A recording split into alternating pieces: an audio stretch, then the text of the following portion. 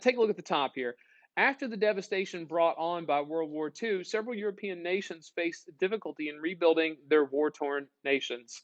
As a result, communists from the Soviet Union seized an opportunity to expand into nations who struggled economically. To prevent such a spread of communism, President Harry Truman outlined a plan of assistance for Greece and Turkey, two nations on the verge of collapse. So, look, remember, communism is an idea that people tend to like when things are difficult. And in Europe, after World War II, a lot of nations are bombed out. They're going to need help rebuilding. And some of them are considering, hey, maybe communism isn't such a bad idea. But remember, we want to contain communism. So Harry Truman says, hey, we're going to try to stop that from happening. All right, we're going to try to stop communism from spreading. So we're going to take a look at portions of Harry Truman's speech and answer some questions as we go along here together and highlight and write a few things as well. Okay? So do me a favor, Toby, you said you read there. Read that first paragraph for us. It is necessary only to glance at a map to realize that the survival and integrity of the Greek nation are of great importance in such wider situations. If Greece should fall under the control of an armed minority, the effect upon its neighbor Turkey would be immediate and serious. Confusion and disorder might as well spread through the entire Middle East. Okay, so this opening paragraph says, look, you only have to look at a map and understand that the survival integrity of the Greek nation, it's of grave importance to a bigger situation. All right? If Greece should fall under the control of an armed minority, then the effect of its neighbor Turkey would be immediate and serious. Okay, now look, notice it says if Greece should fall under the control of an armed minority. Who are they referencing there by saying an armed minority? Toby, take a shot. Bolsheviks, communists. All right, and notice it's important to say that they're a minority because Harry Truman wants everybody to believe and understand that who's the majority? What are the majority of the Greek people? They're not communists. They want a capitalist society, a democracy. All right, now this second paragraph is going to reveal more to us here. I need a reader for that second paragraph, somebody different. All right, Bella, lay it down for us.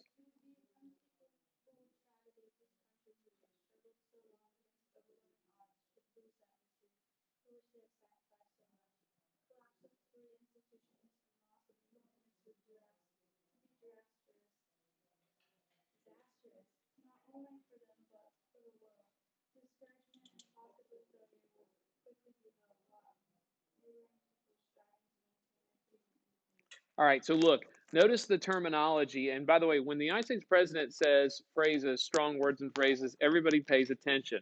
Take a look at this. It says it would be an unspeakable tragedy. All right, like, look, when I think of, what do you think of when you think of unspeakable tragedies? Death, destruction, 9/11, Pearl Harbor, atomic bombs. That's unspeakable tragedy. He's like, look, if these countries should fall under the control of other people, like communists, that would be a tragedy, an unspeakable tragedy. And notice he says, too, he says, look, they have struggled so long against overwhelming odds, we don't want them to lose that victory. What are they referencing here? What's the great struggle that the people in Greece and Turkey and the rest of Europe just endured? Say it again. Which one?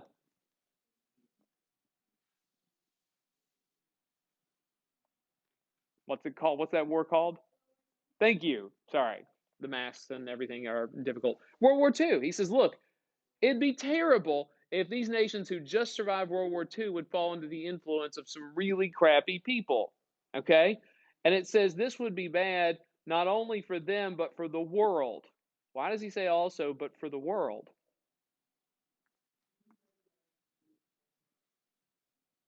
Hey, Riley, who's Harry Truman worried about gaining influence and control in Greece and Turkey? And he says that'd be bad for the world too. Why is that the case? What's one of the big goals of communism in the first place? Yeah, absolutely. They want to spread it to where? Everywhere. Okay. Now I'm going to add a little something that you'd want to type in here as well. These first two paragraphs, they're hinting at something that would be a popular theory later on. Okay. And you can write that down and keep it in the back of your mind. Something called the domino theory, right? The domino theory. If you've ever seen a row of dominoes before, you knock over the first one, and then the second one falls over, and the third one, and then they all fall over. Okay? Harry Truman says, look, if Greece falls under the control of these communists, then Turkey would be next. And then confusion and disorder might spread throughout the entire Middle East. Today it's Greece, tomorrow it's Turkey, then it's the Middle East, and then where would it go next? What is it? Oh gosh, Asia, and then where would it go next? Oh no, look at this last sentence here, okay? Should we fail to aid Greece and Turkey in this fateful hour, the effect will be far reaching to the West as well as the East. When they say the West, who are they referencing? Europe and who else? The Americas. They're saying the Western world, Western Europe and the United States and Canada, it would be a threat to them, as well as the East, as in Asia. Right? The communist threat's real, and if we don't do something now, the dominoes are going to start to fall. And I'm not talking about Domino's Pizza. All right? And look, that answers question number 1 here for us. What's the implication that Truman gives if Greece should fall under the influence of communist authority? And the impression is very simple that, hey, if Greece falls, then Turkey will, and then eventually the rest of the world will fall victim to communism. The domino theory. Oof. Oh, man. We can't let that happen. Okay? Let's look at the second paragraph. After question 1, this next paragraph, it's a small one. Technically, it's just one ginormous sentence. I need a reader for that. Hold on, somebody different. All right, Curtis. Moreover, the disappearance of Greece as an independent state would have a profound effect upon those countries in Europe whose people are struggling against great difficulties to maintain their freedoms and their independence while they are fearful dangers of war. All right, take a minute and I want you to consider question number 2 here. It says, what does Truman mean when he warns that Greece might disappear as an independent state? All right? Remember, they're worried about communist influence over Greece and Turkey. And what does he mean that Greece could disappear as an independent state? Think about that for a minute. Write down a response.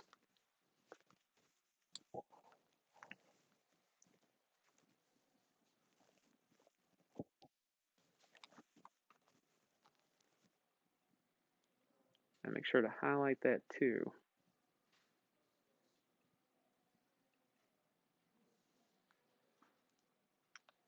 Disappearance of Greek as an independent state.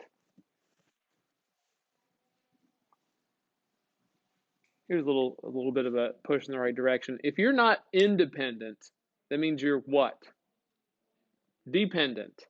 All right? Think about this. Are you all, like in your own personal lives, are you independent or are you dependent? You're dependent. Who do you depend on? Your parents. And as such, because you depend on your parents, do they have some authority over you? All right? And do they ever threaten you with stuff? Oh, yeah. They're like, I will take this away. And you're like, no. You're like, you can't take away my car. And they can, unfortunately. Right? So let's take the same logic and apply it to Greece here as well. What do you think Truman means when he warns that Greece might disappear as an independent state? Who wants to field that one? Chloe, it's too late. You made eye contact. Maybe they become dependent on like the Soviet Union, maybe in communism. Absolutely. If Greece were to go and become a communist nation, ultimately, who would they still have to depend on? The Soviet Union themselves. And he's saying, we don't want that to happen. Okay? And he says, look, we want nations to be independent, free. And he goes, they're just recovering from the war. Oof. Right? We've got a couple other paragraphs here. Next paragraph, I need a reader for this one.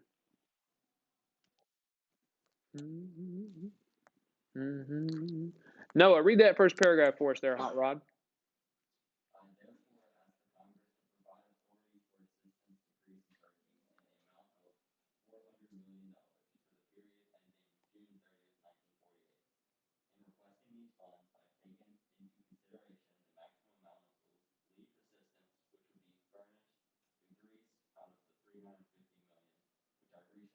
requested that the Congress authorize for the prevention of starvation and suffering in countries devastated by the war. Okay, so we want to give Greece and Turkey money, and we already plan to give money for to prevention of starvation and suffering, which, that's a good cause. Okay, and we're like, hey, nobody's going to argue with that. But it says, look at this next paragraph, and this is where things are going to get a little more, I don't know, controversial. Webb, read that next paragraph for us, bud.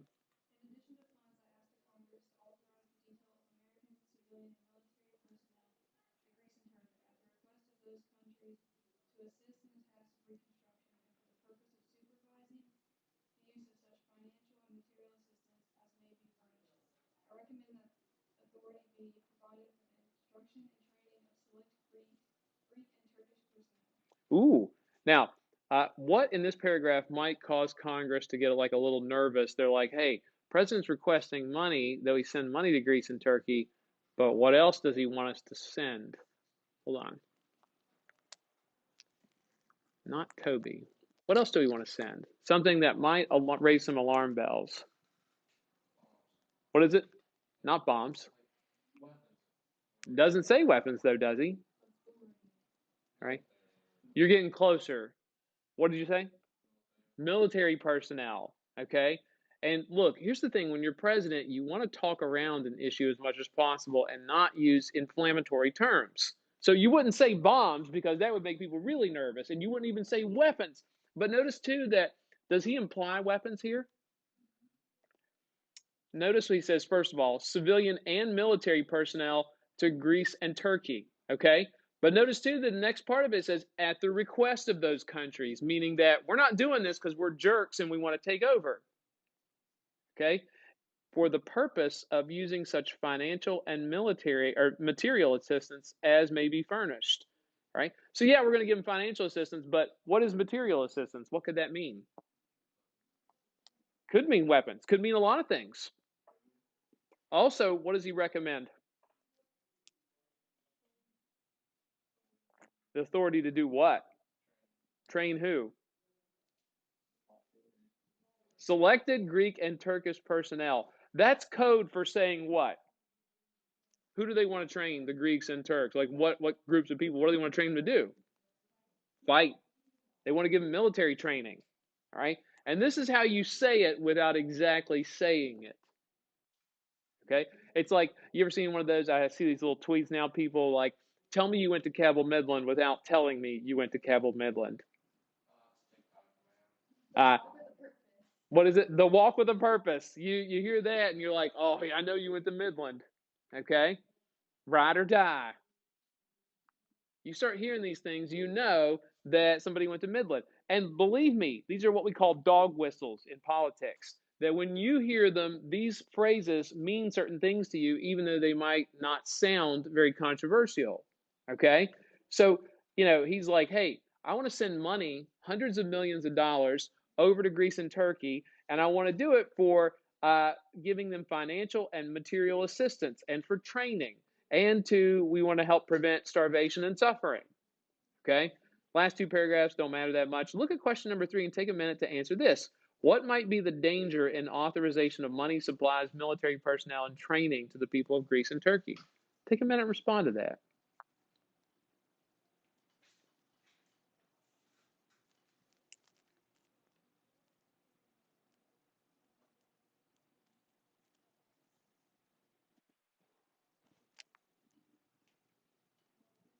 What's the danger here?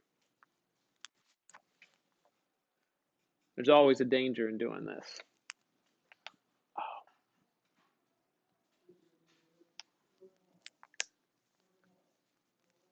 Mm-hmm. Hey, Emma, what do you think the danger would be in this? What is it? You don't know necessarily, number one, you don't necessarily know that they're going to be with you long term. There's a bigger danger too. That's a correct answer, by the way. But there's a bigger danger. What is it? Could do what? And what would they see that as? They would see it as a threat. The Soviet Union would look at this as a threat. What might you inadvertently trigger? A war. Because the Soviet Union might look at this as a threat. Think of it this way: Greece and Turkey are not that far from the Soviet Union. What if they were sending supplies and military personnel and money to, say, Mexico? Would we perceive that as a threat or an act of aggression? Absolutely. Okay. Let's take a look at the next section here. Okay. I would not recommend it, meaning the money and the personnel, except that the alternative is much more serious. The United States contributed $341 billion towards winning World War II. This is an investment in world freedom and peace. The assistance I'm recommending for Greece and Turkey amounts to little more than 0.1% of this investment. It is only common sense that we should safeguard this investment and make sure that it's not in vain. All right? Take a minute on question number 4. What conclusions would Truman want for Americans to draw from these statements about the spending of finances on Greece and Turkey? Okay? There's 2 things he wants Americans to really see from this. 2 big conclusions. There's a lot of smaller ones you could get too.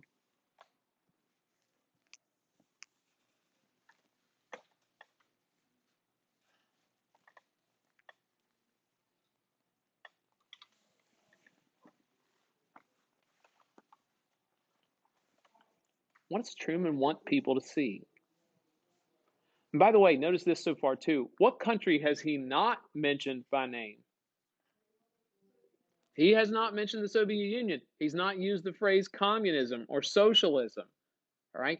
He's letting Americans draw the conclusions on their own. This way he can say, well, I wasn't talking about the Soviet Union. Gives him deniability. He's like, I can't help it if you guys perceive it that way. Webb, what's a conclusion that he wants Americans to draw from this? This is a future investment, okay? That we're not just spending money all willy-nilly. And he says it's an investment in what? For peace, man. Okay, this is a good thing.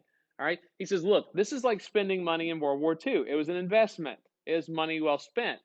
But there's something else he wants us to see too. What else do you want to see, Toby? He wants them to realize that compared to World War II, this is like nothing at all. So it's not that much money. It's not that much money, and it goes a little bit further than that. What do we know about war? No. It costs a lot more than what we're offering. And Harry Truman's basically saying, look, you can either pay a little bit now, but if we don't do this now, what might happen in the future? It's going to cost you a lot more, not just in dollars, but in lives. Okay? This is a small amount compared to what we spent on World War II. And that was a good investment. Make another good investment, America. Next little paragraph here. All right. The seeds of totalitarian regimes are nurtured by misery and want. They spread and grow in the evil soil of poverty and strife. They reach their full growth when the hope of a people for a better life has died. We must keep that hope alive. Who do you think that paragraph right there, Truman is directing a comment to? What person or country do you think he's referencing? Shh, write it down. Right?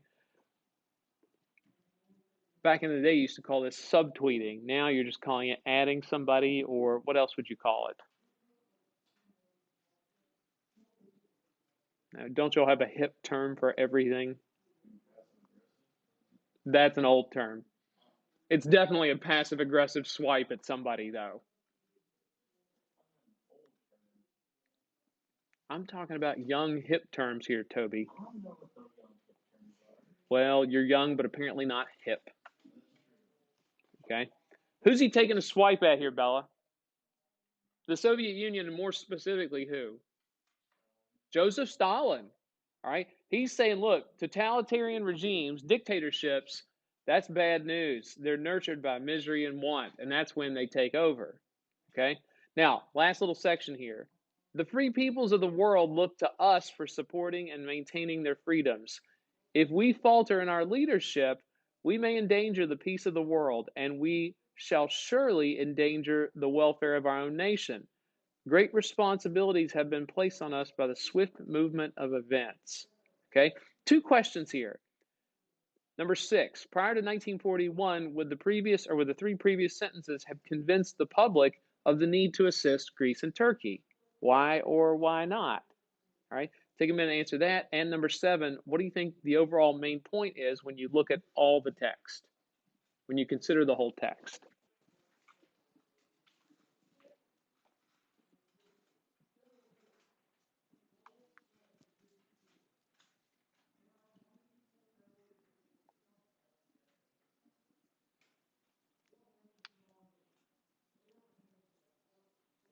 Two different questions on those.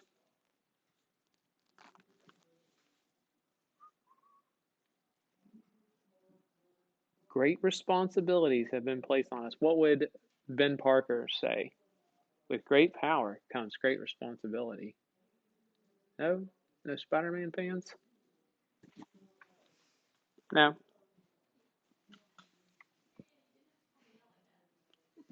That's what she does. She always points you out.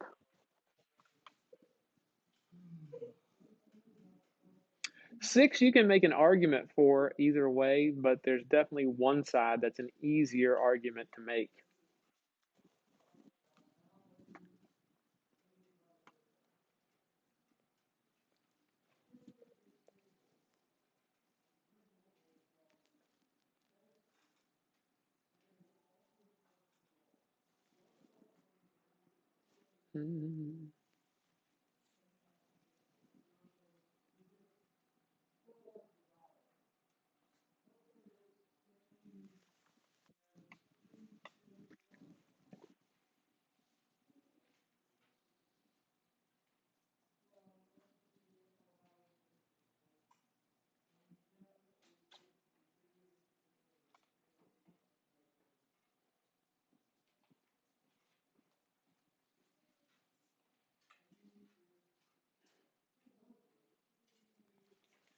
Who wants to field number 6 here? This one's a little bit easier. Who's got it? Ooh, not everybody jump at once. I need a volunteer. What happens in 1941, first of all? Let's start with that, Webb. Pearl Harbor, attack on Pearl Harbor. Okay. Prior to that, why would the American public need a little extra convincing? Why would this maybe not be enough? Owens, what do you think? Yeah, why would this be a problem? Like, would Americans be convinced of helping Greece or Turkey before 1941? I said that in this past instances that it looks like America has like trust prior to that, or like before that, and if they like, I feel like they like not help build up with that. I don't know, like a little stuck on this question. That's okay. Toby, help her out a little bit. There's a couple of ways you can go with this.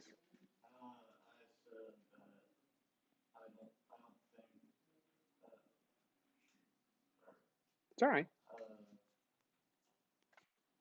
No, they would not have.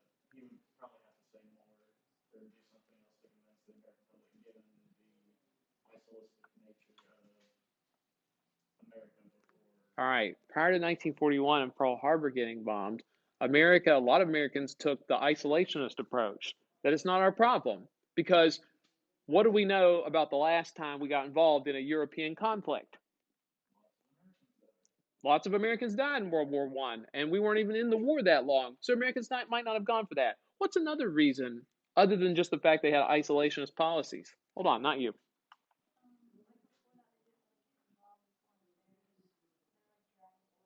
Yeah, but that's part of the same thing with the isolationists. What else is going on in America prior to 1941? The Great Depression. We might simply not have the resources to do that. Okay? That there simply isn't enough money to spend on foreign aid at a time like this. Oh. Right? Now, the last question and the most important of all, what's the overall main point or theme do you think that President Truman wants people to get when you consider all this speech or all this text? Who thinks they got this? He's like, I'm asking money to send to Greece and Turkey because, they might fall under some bad influence. You got the domino theory. It might cause the rest of the world to turn communist here. What's the main point that he wants to get across?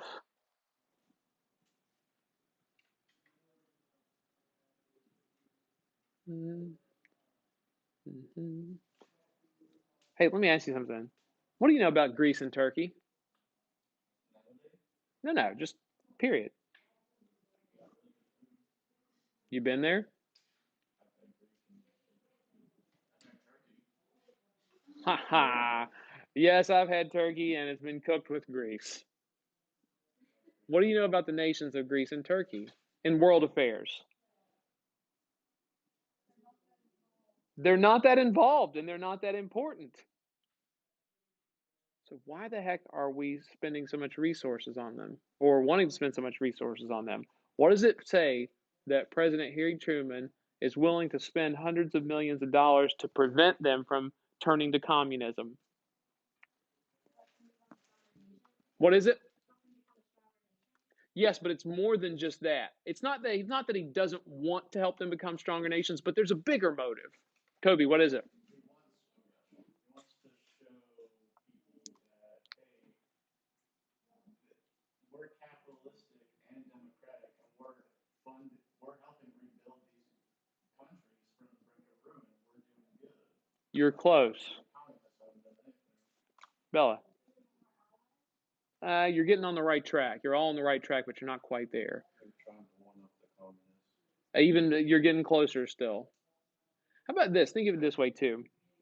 If we're willing to go to Greece and Turkey and provide them with military assistance and a lot of money, where else are we willing to go? Is there anybody we wouldn't provide assistance to? Yeah, that's probably it though. All right, and look, if you get nothing else from today, remember this because this is really what the Truman Doctrine is. When people who like get paid to pay attention to this stuff, like the political experts and stuff, they start calling it the Truman Doctrine. It's the idea or the belief that America will go anywhere to fight the threat of communism. Because people get the idea, they're like, if America's willing to spend this much time and energy and money on Greece and Turkey, then they're going to go anywhere. Okay? Because these countries, in the grand scheme of things, are not that important. But notice at the beginning of the speech, Harry Truman says, look, if one of these countries falls, then others will fall and it'll get out of control. Okay? And so Harry Truman wants to get across the point we're going to go anywhere to defend nations against communism. Now, that could be a potential problem, though. Why would that Truman Doctrine, that method of doing things, why could that potentially be a really bad idea? If you say you're willing to go anywhere to fight the threat of communism. Why, Chloe? It's kind of like saying you're going to go anywhere to not have communism like the Soviet Union. You're going to do anything to block them from doing what they want. Why would that be a problem? Like if you're the Soviet Union and you hear this speech, what do you want to do? You're like, I want to spread it even more because I want to see if America's really committed. Let's see how you respond. If I tell, for example, if the school made a rule that said, girls, you can't wear leggings anymore. Right? Now, if they did that, all right, and they actually enforced it, what are some of you girls going to do just on purpose? You're going to see what they do. You're like, I want to try to provoke them a little bit. All right. And believe me, the Soviet Union's like, oh, you want to go anywhere to fight communism, huh? Let's just see about that. Okay. And Harry Truman is saying this is what America's policy is going to be as long as I'm president. We'll go anywhere. We'll spend large quantities of money to protect countries from falling to communism.